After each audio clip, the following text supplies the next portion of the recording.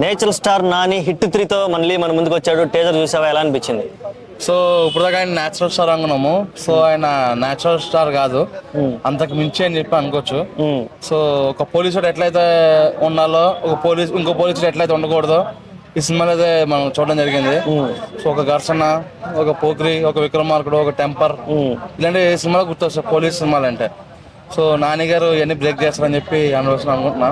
So before Dasara movie వచ్చింది.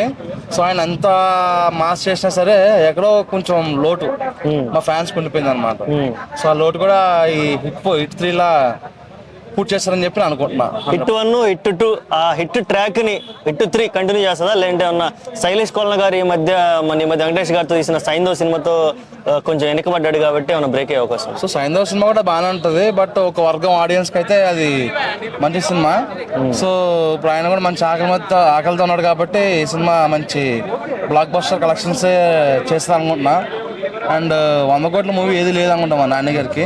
So first movie 100 కోట్ల movie అయితే అని చెప్పి అనుకుంటున్నాను 100%. ఓకే, టేజర్ కనుక చూసుకుంటే వైలెన్స్ ఎక్కువగా ఉంది. ఎక్కడికి కేవలం హీరో నాని గారు యాంగ్రీ పర్సన్ అని మనకు తెలియజేయడం కోసం, ఆయన క్యారెక్టర్ని మనకి చెప్పడం కోసమే దృష్టి పెట్టినట్టు డైరెక్టర్ గారు. లాస్ట్ ఒక 2-3 మూవీస్ ఉన్నాయి, హాయ్ నాన్న, సరిపోతే శనివారం. సో ఇవన్నీ తింటే మనకి చూస్తే ఫీల్ వస్తుంది తప్ప అసలు ఒక కమర్షియల్ ఎలిమెంట్స్ ఏదో మిస్ అవుతున్నాం అని ఫీల్ వస్తుంది. సో హిట్ 3లో మనకు కావాల్సిన ఎలిమెంట్స్ అనేవి మొత్తం బక్స్ అని ఫిక్స్ చేశారు నాని గారు. సో మనకి ఏదైతే కావాలో ఈ సినిమా చూసుకోవచ్చు నాని గారి మూవీస్లో. ఓకే, మామూలుగానే పోలీస్ స్టోరీస్ అంటే మంచి క్రైమ్ థ్రిల్లర్గా ఎక్స్పెక్ట్ చేస్తారు.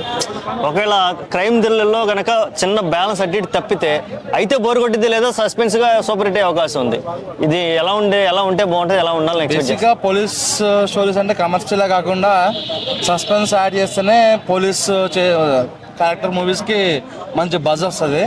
సో ఈ హిట్ 1, 2 సిరీస్లా కూడా మొత్తం సస్పెన్స్తోనే నెలకొన్న సినిమా, దానిలో హిట్ అయింది. సో ఇది కూడా సస్పెన్స్ అనే ఒక డ్రామాతోనే సినిమా అనేది మంచి హిట్ కొడుతుందని చెప్పి అనుకుంటున్నా.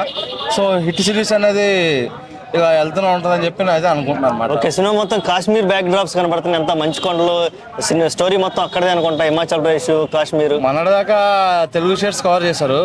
ఇప్పుడు పుష్పలా అంటారు కదా, మన నేషనల్ వైడ్ కాదు ఇంటర్నేషనల్ వైడ్ అని. సో నెక్స్ట్ ఇప్పుడు కాశ్మీర్ అన్నీ చేస్తున్నారు. అంటే ఎక్కువ పాకిస్తాన్ టెర్రరిస్టులు దాని గురించి ఉండొచ్చు ఛాన్సెస్ అయితే.